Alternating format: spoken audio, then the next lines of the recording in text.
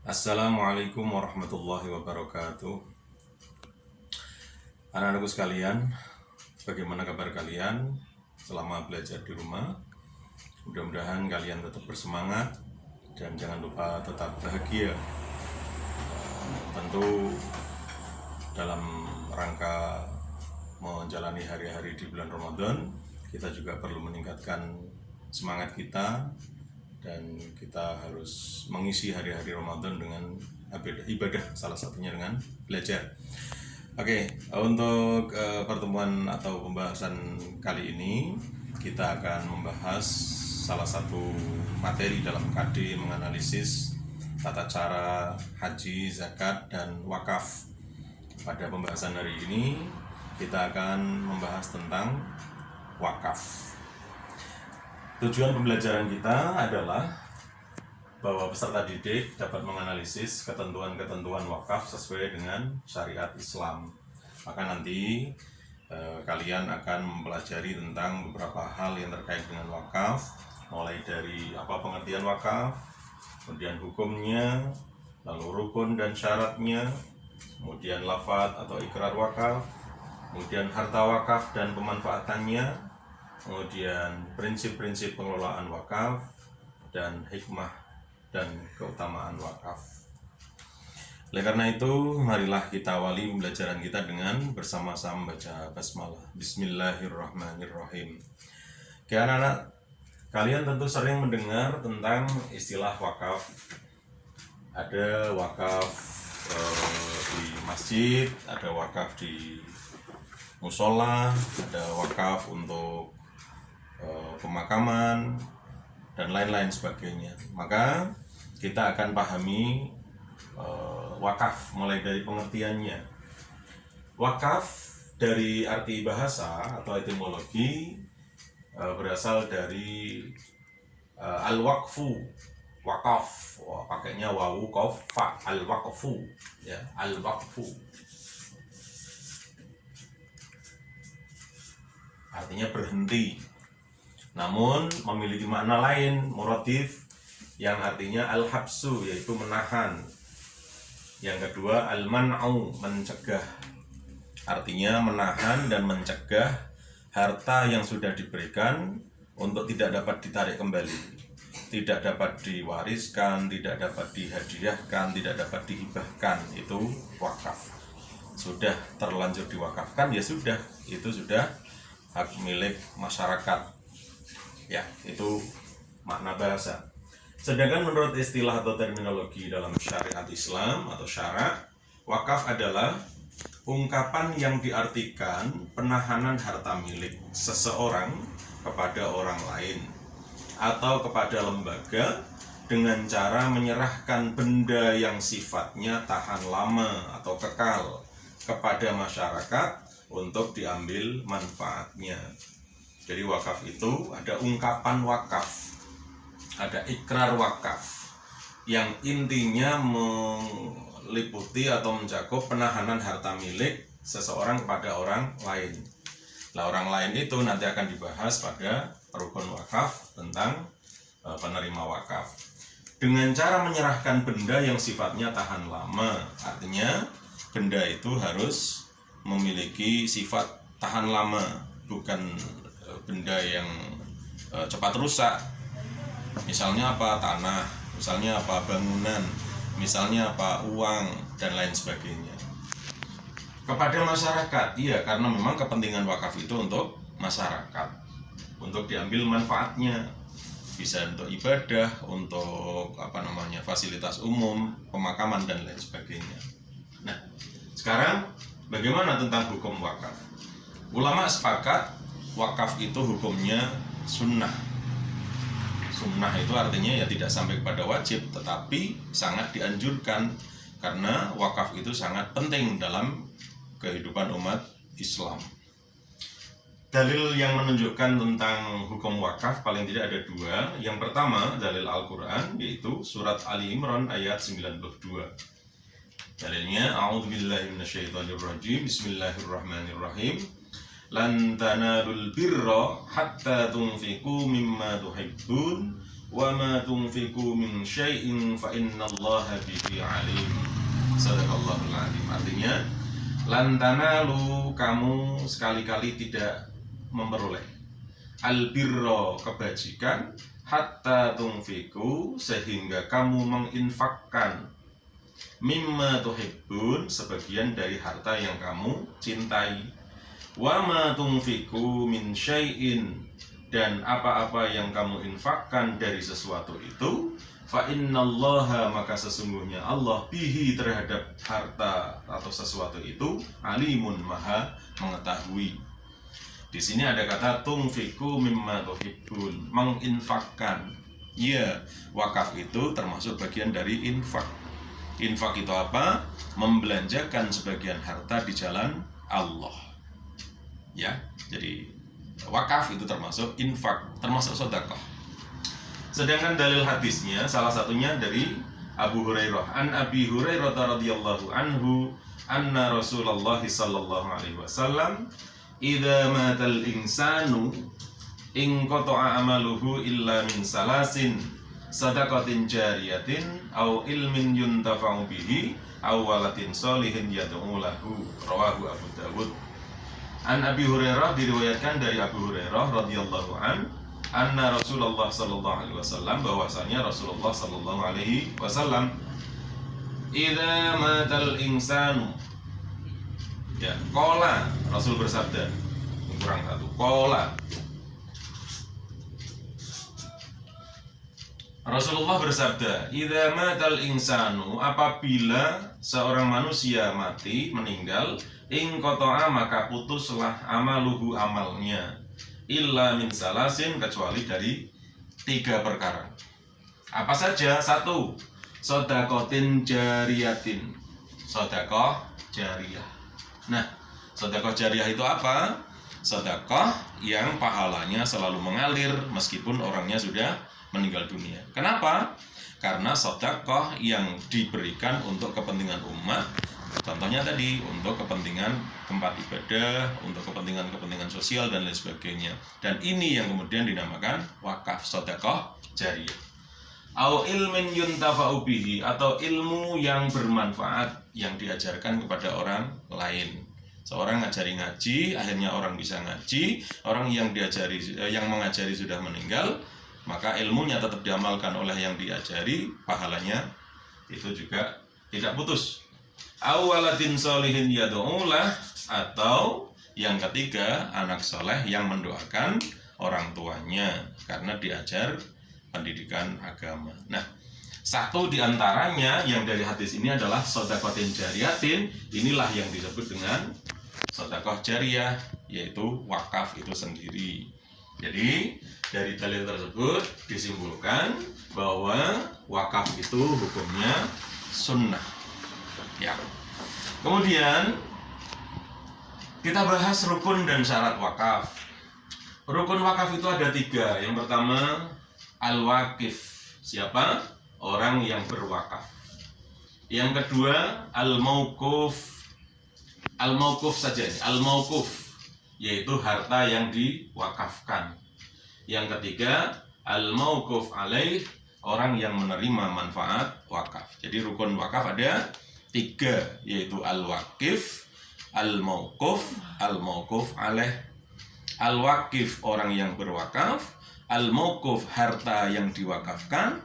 Al-mauquf alaih, orang yang menerima wakaf. Syaratnya yang pertama, al-wakif. Al-wakif itu syaratnya 1, memiliki penuh harta. Artinya memang milik dia sendiri, sehingga dia bebas menggunakan harta itu untuk diwakafkan, untuk disedekahkan, atau untuk diapakan. Itu namanya milik penuh. Yang kedua, berakal. Akalnya akal sehat, sehingga orang yang tidak berakal tidak sah untuk berwakaf. Yang ketiga, baligh. Artinya sudah dewasa. Anak kecil umur 3 tahun, 4 tahun bawa uang, bawa sertifikat lalu berwakaf, tidak sah. Ya, jadi karena dia belum balik. Kemudian yang keempat, mampu bertindak secara hukum atau rasyid. Artinya apa? Karena ini berkaitan dengan pemindahan harta. Dia harus bertanggung jawab secara hukum. Dia harus ngerti hukum. Maka syarat yang keempat adalah mampu bertindak secara hukum. Rukun yang kedua, al-mauquf, harta yang diwakafkan. Syaratnya yang pertama, harta itu harus barang yang berharga. Harus harta yang punya nilai. Jadi bukan harta yang tidak bernilai. Nilainya tentu untuk kepentingan masyarakat. Yang kedua, harus diketahui kadarnya, ukurannya, jumlahnya. Wakaf tanah jelas berapa meter persegi, berapa hektar. Misalnya kalau ada orang mau wakaf, saya mau wakaf, lah mana tanahnya? Itu di mana? Di tengah laut, nggak jelas kadarnya, maka tidak sah. Yang ketiga, harus dimiliki oleh wakif. Artinya orang yang berwakaf memang betul-betul memiliki harta itu. Tidak boleh kemudian saya mau wakaf, mana tanahnya? Itu sebelah masjid. Lah tanahnya siapa? Milik orang lain. Tidak sah, ya. Kemudian yang ketiga, yang keempat, harus berdiri sendiri atau tidak melekat pada harta lain. Misalnya gini, saya punya tanah, saya miliki bersama dengan saudara saya. Kalau belum dibagi mana bagian saya, maka saya tidak boleh mewakafkan tanah itu. Kenapa? Karena belum dipisah. Kalau belum dipisah bagi secara jelas mana milik saya, mana milik saudara saya, maka tidak boleh melekat pada harta lain. Itu.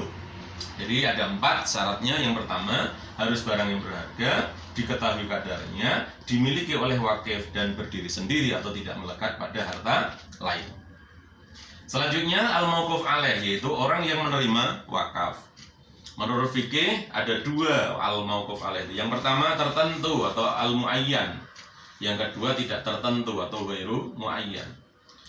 Tertentu itu artinya apa? Jelas jumlahnya, 1 orang, 2 orang, sekelompok orang, ya. Kalau tidak tertentu, untuk umum saja, untuk fakir miskin, untuk masyarakat secara umum, gitu. Nah, syaratnya untuk yang muayyan yaitu orang yang boleh memiliki harta. Artinya apa? Dia memenuhi syarat sebagai 1 orang muslim. Kemudian merdeka, artinya bukan budak, berakal. Jadi orang gila tidak bisa, baligh, dewasa. Jadi al-mauquf alaih syaratnya ya hampir-hampir mirip dengan al-waqif. Kemudian yang al-ghairu muayyan, syaratnya yang menerima wakaf hendaklah dapat menjadikan wakaf tersebut untuk kebaikan dan untuk kepentingan umat Islam. Kenapa? Karena memang ini tidak tertentu, bebas siapa saja. Masjid digunakan untuk umum, musola digunakan untuk umum, pemakaman digunakan untuk umum. Itu untuk ghairu muayyan. Nah, terkait dengan al-mauquf alaih, nanti ada lembaga atau sekelompok orang yang ditunjuk untuk menerima dan mengelola wakaf yang disebut nadhir. Nadhir itu ada di dalam setiap kelurahan atau desa. Biasanya paling tidak 5 orang, ada ketua, ada sekretaris, ada bendahara, ada anggota, 5 orang. Itu nanti di SK-kan, dan itu kalau ada orang di desa itu, kelurahan itu mau berwakaf, maka melalui nadhir itu nanti dicatatkan di KUA, di kantor urusan agama, di depan pejabat pembuat akta ikrar wakaf, yaitu kepala KUA kecamatan. Oke. Nah, tadi saya singgung tentang lafadz atau ikrar wakaf. Kalau tanpa ikrar wakaf, maka wakaf itu tidak sah. Nah, lafadz atau ikrar wakaf juga harus memenuhi syarat. Yang pertama, syaratnya harus mengandung kata-kata yang menunjukkan selamanya. Artinya apa? Tidak boleh hanya temporal. Saya wakaf hanya untuk 1 tahun, tidak boleh. Saya wakaf untuk 2 bulan, tidak boleh. Saya wakaf untuk selamanya. Yang kedua, harus dapat segera direalisasikan. Artinya apa? Ya tidak boleh digantungkan. Saya mau wakaf, tapi syaratnya kalau nanti tanah saya laku, itu namanya tidak segera. Atau saya mau wakaf, tetapi kalau anak saya nanti sudah lulus kuliah, itu namanya tidak segera. Kemudian yang ketiga, bersifat pasti, betul-betul dengan kata wakaf. Jangan kemudian saya mau wakaf, ya jadi, tidak bisa, harus pasti. Kemudian yang keempat, tidak diikuti oleh syarat yang membatalkan. Contohnya apa? Saya mau wakaf, tapi kalau nanti saya sakit, maka saya tarik kembali, maka batal, itu nggak boleh. Maka syaratnya ikrar wakaf, lafadz ikrar wakaf itu harus mengandung kata-kata selamanya, dapat direalisasikan segera, bersifat pasti, dan tidak diikuti oleh syarat yang membatalkan. Paham nggih? Ya, selanjutnya harta wakaf. Harta wakaf itu adalah harta yang bisa dimanfaatkan untuk kepentingan umat. Nah, maka bisa dibedakan menjadi dua. Yang pertama berupa benda tidak bergerak, yang kedua benda bergerak. Benda yang tidak bergerak itu contohnya apa? Hak atas tanah. Misalnya ada orang punya tanah, punya sertifikat, udah diserahkan itu sertifikat, beralih kepemilikan karena diwakafkan. Yang kedua bangunan yang berdiri di atas tanah. Bisa orang wakaf hanya bangunannya, boleh. Tanahnya masih milik orang yang berwakaf. Kemudian tanaman atau benda lain yang berkaitan dengan tanah. Misalnya saya punya tanah 1 hektar, saya tanami sengon, yang saya wakafkan sengonnya itu. Ya, itu jadi termasuk benda tidak bergerak. Kemudian hak milik atas satuan rumah susun misalnya. Saya punya rumah susun, saya sewakan. Nah, rumah susun itu yang kemudian wakafkan. Benda yang bergerak contohnya adalah uang, logam mulia, emas, dan lain sebagainya. Surat berharga, ada obligasi, ada LC. Kemudian kendaraan, wakaf mobil, wakaf motor. Kemudian hak atas kekayaan intelektual. Itu kan royaltinya muncul itu. Jadi haki punya hak cipta atas desain batik misalnya. Karena itu dilindungi secara hukum, maka kemudian bisa dinominalkan, dihargai dengan hak atas kekayaan intelektual, nulis buku dan lain sebagainya. Hak sewa, misalnya punya lapangan futsalnya punya saya, yang saya sewakan lapangan itu, yang saya wakafkan sewanya. Itu termasuk harta bergerak. Selanjutnya ada beberapa prinsip wakaf yang harus dipegang. Yang pertama adalah seluruh harta benda wakaf harus diterima sebagai sumbangan dari wakif dengan status wakaf sesuai dengan syariat. Artinya apa? Seluruh benda yang sudah diwakafkan dari wakif kepada mauquf alaih, ya udah diserahkan sebagai benda wakaf. Tidak boleh ditarik kembali. Yang kedua, wakaf dilakukan tanpa batas waktu, selamanya tadi. Tidak boleh hanya 1 tahun, 2 tahun. Yang ketiga, wakif mempunyai kebebasan memilih tujuan wakaf. Misal saya sebagai wakif, saya boleh milih ini untuk masjid, saya boleh milih untuk musola, saya boleh milih untuk panti asuhan, saya boleh milih untuk pemakaman atau yang lain dan lain sebagainya. Jadi wakif boleh atau bebas memilih tujuan wakaf. Kemudian jumlah harta wakaf tetap utuh kalau berupa tanah, bangunan. Hanya keuntungannya saja yang akan dibelanjakan untuk tujuan-tujuan yang telah ditentukan. Misalnya wakaf tanah, kemudian tanahnya itu dikelola, hasilnya bisa digunakan untuk pembangunan masjid, untuk apa gitu. Kalau kemudian tanah itu dibangun, ya tanahnya masih utuh, bangunannya masih utuh, pemanfaatannya misalnya untuk tempat ibadah dan lain sebagainya. Itu prinsip-prinsip yang harus dipegang. Nah, dan wakaf itu sangat utama, sangat penting dalam kehidupan umat Islam. Banyak hikmah sebetulnya, namun diantaranya ada. Yang pertama, wakaf itu termasuk amal jariyah. Tadi seperti yang disampaikan, pahalanya akan tetap mengalir meskipun orang yang berwakaf telah meninggal dunia. Jadi kalau mengerti tentang hikmah wakaf, maka orang banyak yang berwakaf. Dulu zaman Rasulullah, ketika Rasulullah menganjurkan untuk berwakaf, semua sahabat berlomba-lomba untuk mewakafkan. Yang punya tanah, yang punya kebun kurma, yang punya uang, semuanya berwakaf. Namun kalau kemudian banyak orang yang belum berwakaf, karena memang mungkin belum banyak mengetahui hikmahnya. Sehingga kalau sudah tahu hikmahnya, mungkin banyak sekali orang yang akan berwakaf. Kemudian yang kedua, dapat membantu memenuhi fasilitas ibadah bagi umat Islam. Coba bayangkan kalau tidak ada wakaf masjid, wakaf musola, wakaf pemakaman, bagaimana kemudian umat Islam, terutama masyarakat umum misalnya, mau ibadah di masjid, nggak ada masjid. Maka hikmah wakaf itu sangat luar biasa, sangat besar sekali untuk kepentingan umat Islam, terutama dalam kepentingan ibadah. Oleh karena itu, sangat penting untuk dimotivasi. Mari kita latih diri kita untuk wakaf dari hal-hal yang kecil. Misalnya wakaf buku, wakaf mushaf Al-Quran, wakaf uang meskipun 1.000, 2.000, 100.000 dan lain sebagainya. Oleh karena itu, mudah-mudahan pemahaman kita tentang wakaf termasuk bagian dari sedekah memotivasi kita untuk berwakaf sehingga mendapatkan hikmah dalam kehidupan kita di dunia dan di akhirat. Demikian pembelajaran kita tentang wakaf, mudah-mudahan bisa difahami. Anak-anakku sekalian, silakan dipelajari lagi, dipahami lagi untuk kemudian nanti didiskusikan lebih lanjut. Kita akhiri dulu pembelajaran kita dengan bacaan hamdalah. Alhamdulillahirabbil alamin. Assalamualaikum warahmatullahi wabarakatuh.